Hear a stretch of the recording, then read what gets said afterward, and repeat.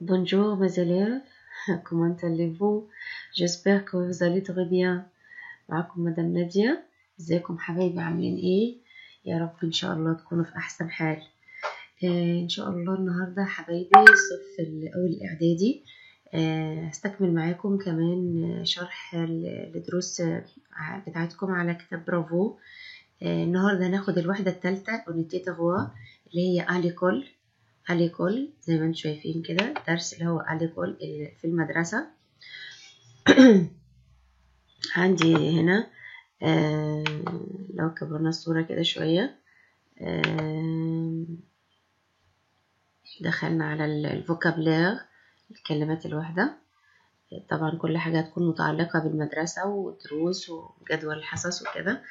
النو ماسكولين هنا الأسماء المذكر اللي هي أنكور أنكور، لو فولي لو فولي، لو باسكت لو باسكت، لو ماتان لو ماتان، l'après-midi à midi, le soir le soir, un café, un âne, un jour, un emploi de temps, un emploi de temps اللي هو جدول الحصص، un congé, le week-end, un professeur, des espaces. عندي هنا un élève, un oreiller, un rendez-vous, un âge, un devoir, un uniforme, un magasin, un restaurant, un objet, un tableau, un crayon, un problème, un réfrigérateur, un drapeau, un dessin، إنه في بناء الكلمات المؤنثة. une école، une cour، une récréation، une cantine، une matière، un professeur، une élève.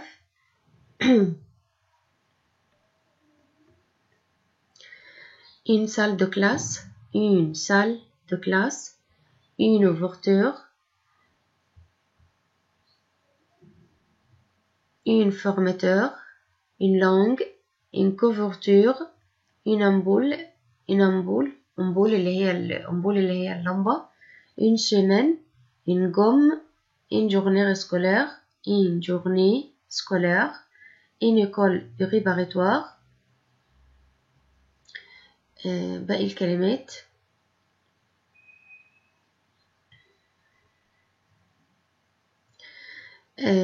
عندنا هنا الأول الكلمات اللي هي الفيرب، الأفعال ouvrir، fermer، remplir، apporter، aimer، étudier، déjeuner، changer، réparer، commencer، finir، marcher، chercher. نكمل باقي الفوكابلير. عندي هنا الادج اختصار لكلمة adjective، adv اللي هي الظرف، adverb، verb اختصار لكلمة preposition اللي هي حروف الجر، expression اللي هي التعبيرات. عندي هنا libre، une avance، sur، mais، alors، seulement، ne marche pas، être en panne، par jour، vide، aussi، en face، un cours de sport، il faut، les travaux manuels، être en retard، casser، par semaine. زي ما احنا شايفين كده الدرس الأول أو الوثيقة اللي جاية عبارة عن فوتو لمدرسة إيكول. هنا بيقول لك العنوان اليكول يعني في المدرسة. الفوتو هنا فيها ايه او الايموجي اللي موجودة الصورة اللي عندنا. احنا شايفين كده ان كور دي ليكول، ان كور دي ليكول اللي هي فناء المدرسة، ان كور دي ليكول. عندنا هنا ديزيليف طلاب، طبعا طالبات وطلاب. عندنا هنا لو درابو ايجيبسيان اللي هو العلم المصري. عندنا هنا طبعا لو سال دو كلاس اللي هي الفصول. ان كانتين اللي هو المكان المخصص للأولاد علشان يشتروا منه أو ياكلوا فيه. عندنا هنا امبلوي دو تون اللي هو جدول الحصص. تعالوا نشوف الاكتيفيتي اللي جاي هنا. اول حاجه بيقول لك شوازي لو بون غرو. سي ان ديسان دون ميزون دون ايكول ولا دون كليب. طبعا هنقول ايه دون ايكول لايه لمدرسه. لي زيليف سون دون لا سال دو كلاس ولا دون لو ريستوران ولا دون لا كور. طبعا هم موجودين دلوقتي فين في كور المدرسه، يبقى هنقول ايه في قصد المدرسه بنقول ايه دون لا كور. sur ce dessin على هذه الرسمة أو هذه الشكل يعني les élèves jouent ولا travaillent ولا معذرة ولا دوجين. طبعا هنا جو بيلعبوا. نمرو 4 هنا بيقول لك ces élèves sont هؤلاء الطلاب يكونوا garçon ولا في دو اي garçon. طبعا هنقول هنا ايه في وايه وجارسون بنات وأولاد. عندي هنا برضو في نمرو 5 بيقول لك سي لومبولوي دو توم دو لو بروميير اني ولا دوزيام اني ولا تروازيام اني. هنا بروميير اني يا ولاد يعني الصف الاول هنا ولا الصف الثاني ولا الصف الثالث. بريباريتوار طبعا الاعدادي يبقى هنقول ايه الصف الاول الاعدادي. لو احنا بصينا هنا على الايه على الولاد حتى موجود هنا عندك جدول الصف الاول الاعدادي. تمام. طيب تعالوا نشوف بقى هنا vrai ou faux. بيقول لك هنا mais vrai ou faux selon le décompte. هنا بيقول لك dans ce employé de temps il y a 5 cours le lundi. في الجدول الحصص دوا موجود هنا يوم الاثنين 5 حصص le lundi. هنشوف كده الاثنين هنا عندنا 1 2 3 4 5. تمام هنقول vrai يبقى أول واحدة فغي. نرجع كمان هنا يا ولاد حبايبي. هنا بيقول لك لو ماردي 11h35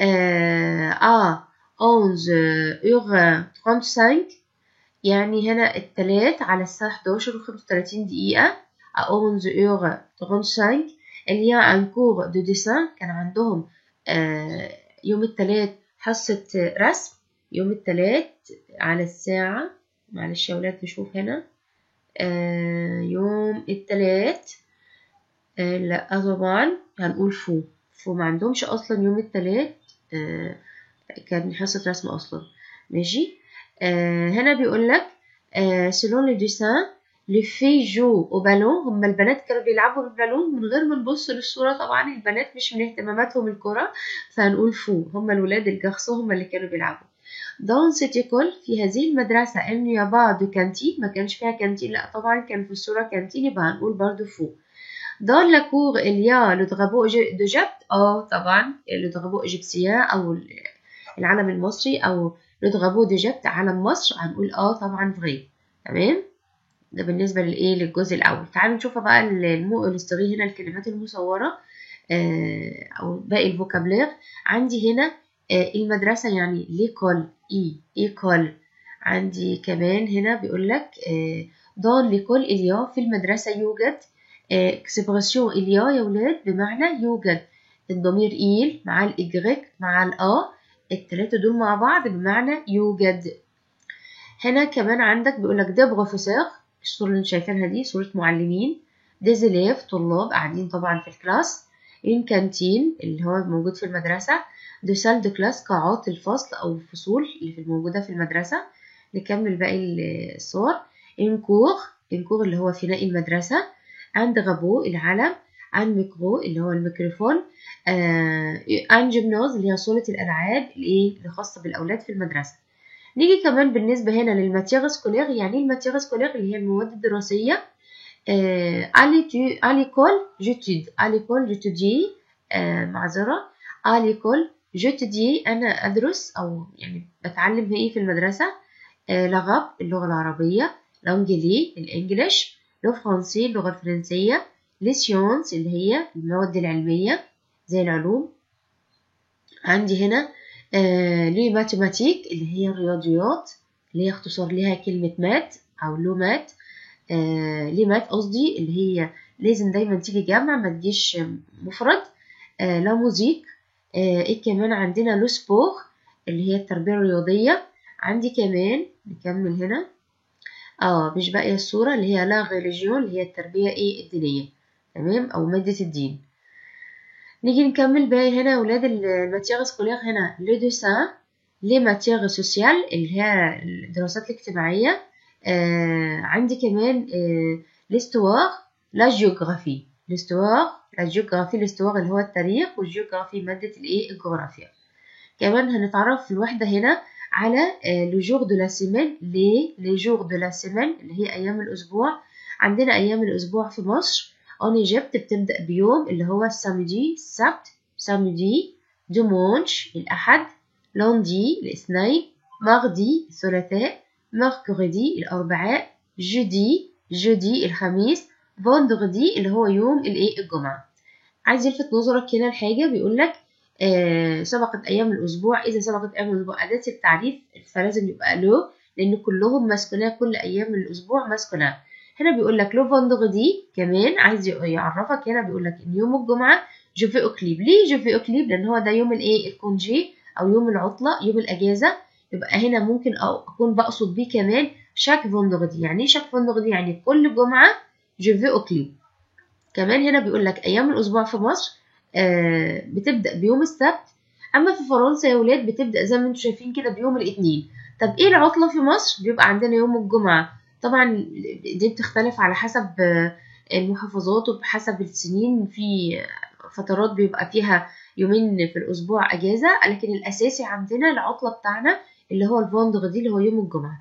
أما بالنسبة لفرنسا عندهم ويك إند، عندهم يومين أجازة اللي هو السبت والأحد اللي هو لو سامدي et le dimanche. لو سامدي اللي هو السبت et le dimanche اللي هو الأحد. سي لو ويك اند يعني ده يوم العطلة أو يومين الأجازة بالنسبة لهم. يبقى لما نيجي هنا نقول مثلا مصر بتبدأ فيها أيام الأسبوع بإيه؟ En Égypte la semaine commence le samedi.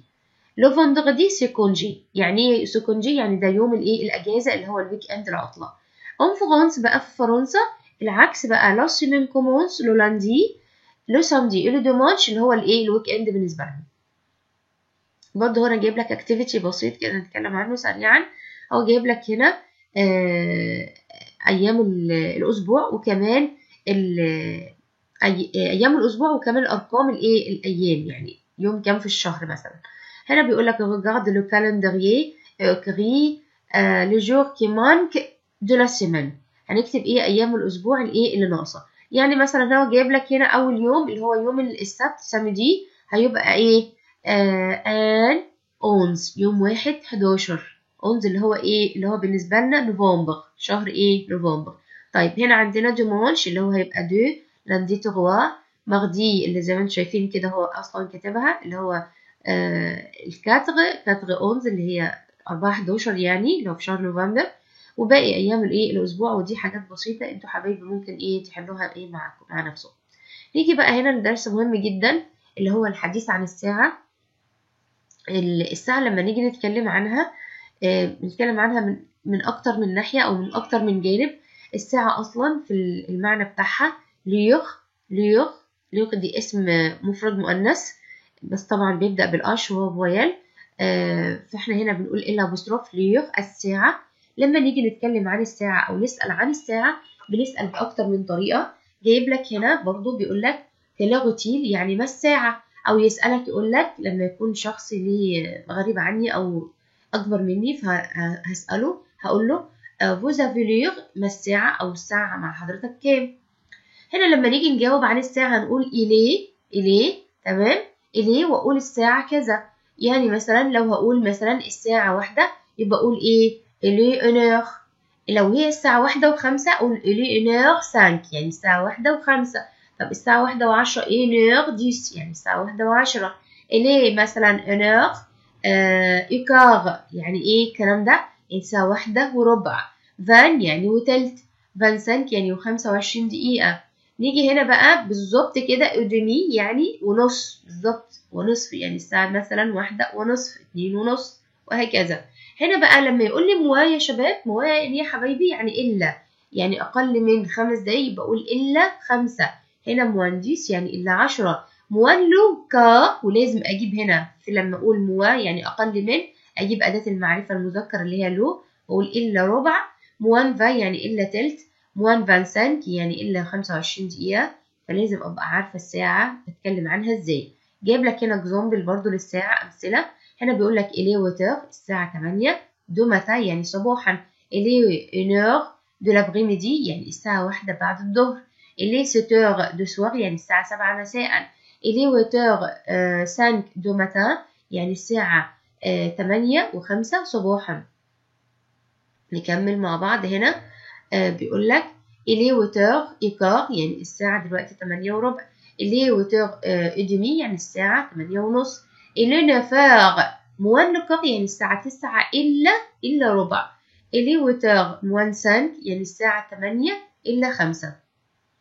طبعا هو جايب لك برضو موضح لك هنا إيكار يعني وربع، إدمي يعني ونص. أما أجي أقول إلا لازم أجيب أداة المعرفة لو المذكر وأقول موان لو كار. نكمل مع بعض حبايبي. نكبر الصورة شوية كمان.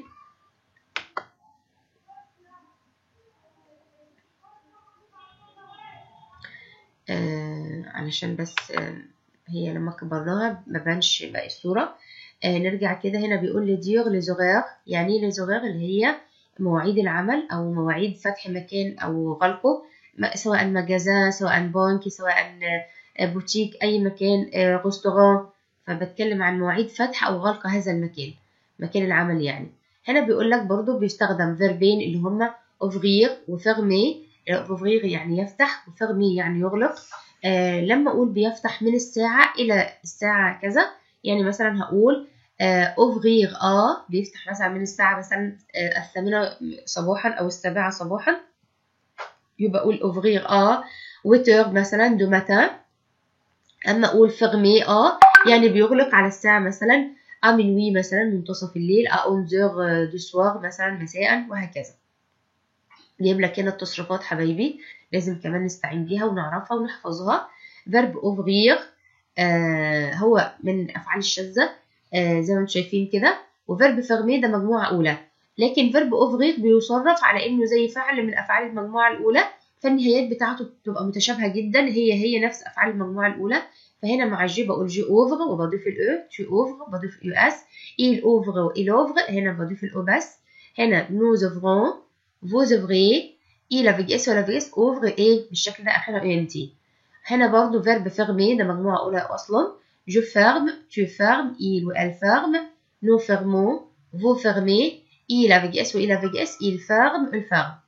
تمام. فهو جايب لك هنا مثال بيقول لك les restaurants ouvrent à 11h du matin et ferment à 10h du soir. بيفتح من 11 صباحا بيغلق 10 مساء. طيب باستخدام التعبير اي اوفر بعوض عنه بان انا بستخدم الفعل مباشره. انا بجيب قبله فيرب اتر، بس طبعا بصرفه على حسب مع الضمير ايل. فهنا بيقول لي لو ريستوران، لو ريستوران هنا اي اوفر بيكون مفتوح دو 11h دو ماتان من دو 11h دو ماتان من 11 صباحا 10h دو سوار ل 10 مساء. هنا الاكتيفيتي برضو هنا بسيط جدا وسهل. هنا بيقول لك إلي 10h15 إلي 2h ميدي ادمي، معذرة ادمي الزميدي اهي عيني جات هنا الاول. إلي ميدي يعني هنا الساعة 12 بالظبط ظهرا. إلي ميدي 20 يعني الساعة 12 وتلت. هنا إلي كار إلي 4h، إلي 4h يعني الساعة دلوقتي 4. تمام. هنا هنوصل طبعا كل صورة بالشكل المناسب ليها، وزي ما هو جايب لك كده. هناخد بس مثال أول واحدة. هنا بيقول لك إلي 1h20 يعني الساعة دلوقتي 1h20 يعني دلوقتي الساعة مش 1h20 أنا آسفة جدا، دلوقتي الساعة 12 وتلت بالظبط اللي احنا قلناها أهي. إلي ميدي 20 يعني ميدي 20 يعني 12، هي 12 هي ميدي 12 ظهرا، يبقى إلي ميدي 20 يعني الساعة 12 وإيه وتلت و20 دقيقة. برضو هنا جايب لك امثله. برضو هنا بيقول لك في الاكتيفيتي ده écris les horaires de chaque lieu comme dans l'exemple. هنكتب في كل مثال برضو هنا. يعني مثلا هو جايب لك هنا اول حاجه في المثال ده بيقول لك le restaurant est ouvert du 11h de l'après-midi à 11h du soir. هنا بيبقى بيقول لك le restaurant est ouvert دي une heure، انا اسفه جدا، une heure يعني من الساعه الواحده ماشي بعد الظهر à 11h du soir يعني لغايه الساعه 11 مساء. فاحنا عايزين نعمل كده في باقي الامثله، انا هقولها لكم اورال كده. هنا بيقول لك شايف الساعه هنا جايب من الساعه العاشرة، هنا جايبها تقريبا للساعه 11 مساء. فهنا هنقول هنا لا بارفومري اللي هو محل العطور ماشي، et ouvert du 11h du matin من الساعة 11 صباحا à 2h du soir للساعة 10 مساء. برضو نفس الحكاية هنا بيقول لك لا فارماسي الصيدلية et ouvert هي فاتحة هنا من الساعة 10، هنا هتغلق الساعة 12 تقريبا يعني minuit. بقول هنا لا فارماسي et ouvert de 2h du matin à minuit يعني إلى منتصف الليل. هنا بقى الصورة مش باينة لي قوي، فهتكون واضحة لحبايبي يكملوها هم بقى في الاكتيفيتي سهلة ان شاء الله. هنا بقى بيقول لك دوني ان رانديفو لما نيجي نعطي موعد لصديقنا او اي حد من اصحابنا. فهنا حد يجي يسالني يقول لي ايه تو اي ليبر ماردي، انت فاضي يوم الثلاث، انت متفرغ يعني مش وراك حاجه. فيرد عليه يقول له وي اكلير على الساعه كام، يقول له ا 11h30 سافا، اتفقنا، يقول له سافا اكيد تمام. الوغ رانديفو ماردي ا 11h30 يعني الموعد او الرانديفو هيكون على الساعة 11:30. نيجي لهنا الجرامير، درس مهم جدا. احنا كنا اخدنا ادوات النكرة وادوات المعرفة. هنا بقى هناخد الفرق بين ادوات النكرة وادوات المعرفة في نقطة معينة، اللي هي احنا عندنا ادوات النكرة حبايبي دي اداة بتوضع قبل الاسم، بس كمان بيميزها ان هي للمجهول. يعني مثلا لما اقول ان جارسون ولد، مثلا لما اقول ان كلاس فصل، لما اقول ان ميزو منزل، انا مش محدده الحاجات دي ايه، انا جايباها في المجهول. لكن لما بستخدم اداه المعرفه بستخدمها الشيء ده انا اكون اوريدي عارفاه، وبحدد الهويه بتاعته لمين، يعني بعمل ايدنتيفير الايه مع اداه الايه المعرفه. يعني مثلا هنا جايب لك ليز ارتيكل ان دوفيني اللي هي ادوات النكره، جايب لك اللي هي تغواز ارتيكل اللي هي ان وين ودي. ان المفرد المذكر بتسبق اي اسم مفرد مذكر، اون تسبق اي اسم مفرد مؤنث، دي للبلوغيال اللي هي للجمع. هنا بقى ادوات المعرفه ليز ارتيكل دوفيني اللي هي ادوات المعرفه لو ولا وال اي اس. وطبعا لو اسم مفرد مذكر وبيبدا بفويل هنحط له ال ابوستروف، ولا لو اسم مفرد مؤنث وبيبدا بفويل هنحط له ال اي ابوستروف. هنا برضو جايب لك امثله زي هنا un livre le livre، un ami l'ami، une classe la classe، une école l'école. معذرة حبايبي.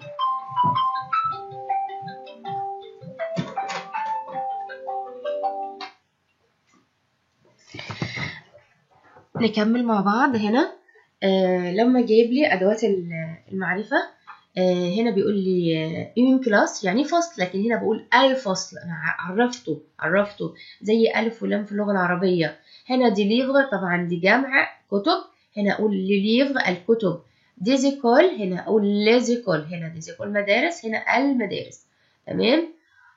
هنا برضو جايب لك سيتان ليفغ، انا هنا ما عرفتش، انا قلت كتاب، هذا كتاب. لكن لما اقول مثل زي ده هنا سي لو بروفيسور دو فرونسي